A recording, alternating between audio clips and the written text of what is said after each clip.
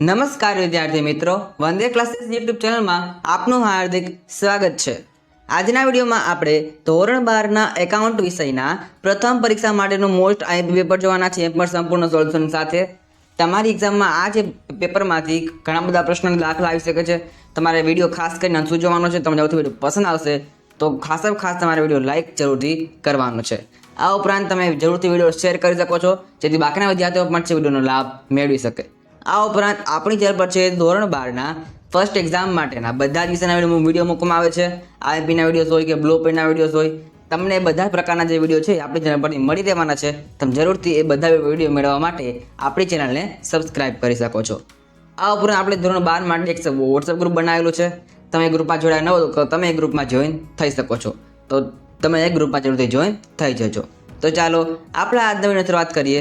ધોરણ 12 વિષય એકાઉન્ટ પ્રથમ પરીક્ષા માટેનું મોસ્ટ આઈએમપી પેપર સંપૂર્ણ સોલ્યુશન સાથે। તો સૌથી વાત આપણે સેક્શન નંબર એ તો સૂચના આપી છે વિભાગ એની અંદર કે તમને અહીં આપેલું છે કે આપેલા પ્રશ્ન ક્રમાંક 1 થી 20 હેતુલક્ષ પ્રકારના પ્રશ્ન છે। આપેલા 4 વિકલ્પમાંથી એક સાચો વિકલ્પ પસંદ કરીને ઉત્તર તમારે લખવાનો રહેશે। તમારે વિભાગીય કુલ એકાઉન્ટ વિષયમાં 20 માર્ક્સનો રહેવાનો છે। સૌથી પહેલો વિકલ્પ આપેલો છે કે એ, બી અને સી નું મૂડીનું પ્રમાણ 3:2:1 હોય અને વર્ષનો વહેંચણી પાત્ર નફો 66,000 હોય તો સીને કેટલો નફો મળશે? તો જવાબમાં આવશે બી 22,000। કેમ 22,000 આવશે? તો કે તમને આપેલું છે પ્રમાણે મૂડીનું પ્રમાણ છે, નફા નુકસાન પ્રમાણ નથી, માટે તમારે અહીં 1:1 છે નફો વેચવાનો થશે, માટે જવાબમાં આવશે બી એટલે કે 22,000। ત્યાર પછી બીજો વિકલ્પ કાર્યશીલ મૂડી એટલે શું? તો જવાબમાં આવશે ચાલુ મિલકતો અને ચાલુ દેવા વચ્ચેનો તફાવત, જવાબમાં આવશે અહીંયા ડી। ત્યાર પછી ભાગીદારી ફેરીના વિસર્જન સમયે મિલકતોની ઉપજમાંથી સૌપ્રથમ કઈ ચૂકવણી કરવામાં આવે છે?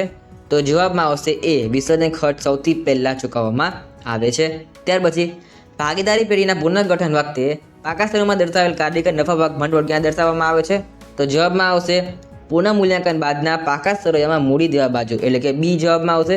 કેમ કે આજે છે એ જવાબદારી છે નફા ભાગ ભંડોળ, માટે જવાબદારી એટલે કે મૂડી દેવા બાજુ દર્શાવીશું। ત્યાર પછી વાતનો વિકલ્પ આપેલો છે કે પુનઃ મૂલ્યાંકન ખાતાનો નફો કે નુકસાન કયા પ્રમાણમાં ભાગીદારો વચ્ચે વહેંચવામાં આવે છે? તો જવાબમાં આવશે નફા નુકસાનના જૂના પ્રમાણમાં। કયા પ્રમાણમાં? તો કે જૂના પ્રમાણમાં છે એ સામાન્ય નફો નુકસાન છે વેચવામાં આવે છે। કોને? તો કે ભાગીદારોને। ત્યાર પછી પાઘડીનો આધાર કોના પર રહેલો છે? તો જવાબમાં આવશે ડી, એ ધંધાકીય એકમના ભવિષ્યમાં જળવાઈ રહે તેવા નફા પર પાઘડીનો જે આધાર રહેલો છે। ત્યાર પછી વિકલ્પ નંબર 7 પેઢીના વિસર્જન સમયે સામાન્ય અનામત ખાતાની બાકી કયા ખાતે લઈ જવામાં આવે છે? તો જવાબમાં આવશે ભાગીદારી પેઢીના ભાગીદારોના મૂડી ખાતે છે લઈ જવામાં આવે છે। ક્યાં? તો કે જમા બાજુ। આ જે છે ભાગીદારોના મૂડી ખાતાની જમા સાઈડ લખવામાં આવે છે। ત્યાર પછી વિકલ્પ નંબર 8 આપેલું છે કે જ્યારે નફા નુકસાનનું જૂનું પ્રમાણ આપેલું હોય ત્યારે બાકી ભાગીદારનું નવું લાભનું પ્રમાણ ખાલી જગ્યા થાય, તો કે તેનું જે એ જૂનું પ્રમાણ છે એ તમારે લાભનું પ્રમાણ અને નવું પ્રમાણ બંને જ થઈ જશે। ત્યાર પછી વિકલ્પ નંબર 9 આપેલું છે પુનઃ મૂલ્યાંકન ખાતાને ખાલી તરીકે ઓળખવામાં આવે છે? તો જવાબમાં આવશે નફા નુકસાન હવાલા ખાતું એટલે કે સી। ત્યાર પછી જ્યાં વ્યક્તિગત કૌશલ્યનું મહત્વ હોય ત્યાં પાઘડી ખાલી જગ્યા હોય, તો જવાબમાં આવશે પાઘડી ત્યાં ઓછી હોય। ત્યાર પછી ભાગીદારોનો ઉપાડ પરનું વ્યાજ ભાગીદાર માટે શું છે? તો ભાગીદાર માટે છે ખર્ચ છે, જ્યારે પેઢી માટે આવક બનશે। ખાસ ધ્યાન રાખજો, અહીંયા આપેલું છે ભાગીદાર માટે શું છે? તો જવાબમાં આવશે ખર્ચ, પણ તમને એમ કીધું હોય કે ભાગીદાર નહીં પણ પેઢી માટે શું છે? તો પેઢી માટે છે ભાગીદારનો ઉપાડ પરનું વ્યાજ, પેઢીઓ માટે આવક છે, ભાગીદાર માટે ખર્ચ છે, માટે અહીં જવાબમાં આવશે એ એટલે કે ખર્ચ। ત્યાર પછી વિકલ્પ નંબર 12 આપેલો છે કે ગયા વર્ષ સરખામણીમાં ચાલુ વર્ષે પાઘડીની રકમ ઘટે તો ખાલી જગ્યા કહેવાય? તો તેને કહેવાય પાઘડી માંડી વાળવી। શું કહેવાય? પાઘડી માંડી વાળવી કહેવાય। ત્યાર પછી 13મો વિકલ્પ રિયા, ધ્રુવી અને ઈશા સરખા હિસ્સે નફો નુકસાન વેચી લેતા ભાગીદારો છે। ધ્રુવી નિવૃત્ત થાય, કોણ નિવૃત્ત? ધ્રુવી નિવૃત્ત થાય છે। ધ્રુવીનો ભાગ રિયા અને ઈશા સરખા હિસ્સે વહેંચે છે તો રિયા અને ઈશાનું નવું પ્રમાણ કેટલું થશે? જવાબમાં આવશે 1:1 એટલે કે સરખા હિસ્સે વેચે છે, માટે જવાબમાં આવશે ડી। ત્યારબાદ ભાગીદારી પેઢીના પુનર્ગઠન વખતે રોકાણો ખાલી જગ્યા પુનઃ મૂલ્યાંકન બાદના પાકા સ્તરોમાં દર્શાવવામાં આવે છે? તો બજાર કિંમતે દર્શાવવામાં આવે છે।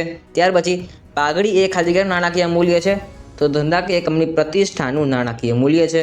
ત્યારબાદ ભાગીદારના ચાલુ ખાતાની જવાબ બાકીનું વ્યાજ પેઢી માટે શું ગણાય? તો તે છે પેઢી માટે ખર્ચ ગણાશે। શું ગણાશે? ખર્ચ ગણાશે એટલે કે એ। ત્યારબાદ પેઢીના વિસર્જન સમયે પાકા સ્તરોમાં દર્શાવેલ પ્રોવિડન્ટ ફંડ એટલે કે પીએફડી બાકી ખાલી જગ્યા નોંધાશે?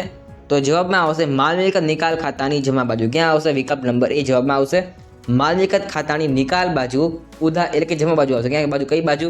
જમા બાજુ આવશે. ત્યારબાદ નિવૃત્ત થતા ભાગીદાર ચૂકવવાની બાકી રકમ પર ભાગીદારી કરારમાં કોઈ ઉલ્લેખ ન હોય તો ખાલી વ્યાજ ચૂકવવા પાત્ર થશે. તો જવાબમાં આવશે 6% વાર્ષિક. ત્યાર પછી અધિક નફો એટલે ખાલી જગ્યા. તો જવાબમાં આવશે રોકાયેલી મૂડી માઇનસ અપેક્ષિત વળતરનો દર એટલે જવાબ આવશે અહીંયા સી. નહીં, જવાબમાં શું? સરેરાશ નફો માઇનસ અપેક્ષિત નફો. ત્યાર પછી કંપની નિયમ 2014 મુજબ નિયમ 10 પ્રમાણે સરકારે ભાગીદારીની મહત્વ સંખ્યા કેટલી નક્કી કરેલી છે?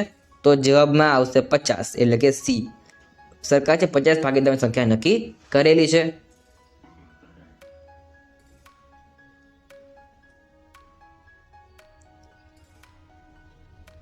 ત્યારબાદ જે સેક્શન બીની વાત કરીએ આપણે, તમારે વિભાગ બી પણ એકાઉન્ટ 10 ગુણો રહેવાનો છે. હવે તમને આના જે આન્સર છે આપણે એક પીડીએફમાં આપી દઈશું આપણી વોટ્સઅપ ચેનલ પર. તમે જરૂરથી એને ફોલો કરી શકો છો. તમને વિભાગ બી, સી, ડી અને ઈ અને એફ જેટલા પણ વિભાગ બાકીના છે એ તમને બધાના જવાબ આપણે પીડીએફ સ્વરૂપે આપી દઈશું. તમે જરૂરથી વોટ્સઅપ ગ્રુપ, ટેલિગ્રામ ચેનલ અને વોટ્સઅપ ચેનલમાં જોઈન થઈ શકો છો. તમે ત્યાં છે બધા વિષયના પીડીએફ અને જે બધું છે એ મળતું રહેશે. તમે આના પર આપણે જવાબ જે આપણે મોકલી આપીશું. તમને આજનો વિડીયો ગમ્યો હશે તો ખાસ તમે વિડીયો લાઈક કરજો, જેથી વિડીયો શેર કરજો, જેથી બાકીના વિદ્યાર્થીઓ સુધી પણ વિડીયો પહોંચી શકે અને તે પણ આ વિડીયોમાંથી છે એ સારી રીતે તૈયારી કરી શકે. તો આ વિડીયોમાં આટલું જ. મળીશું નેક્સ્ટ વિડીયોમાં. Thanks for watching. All the best.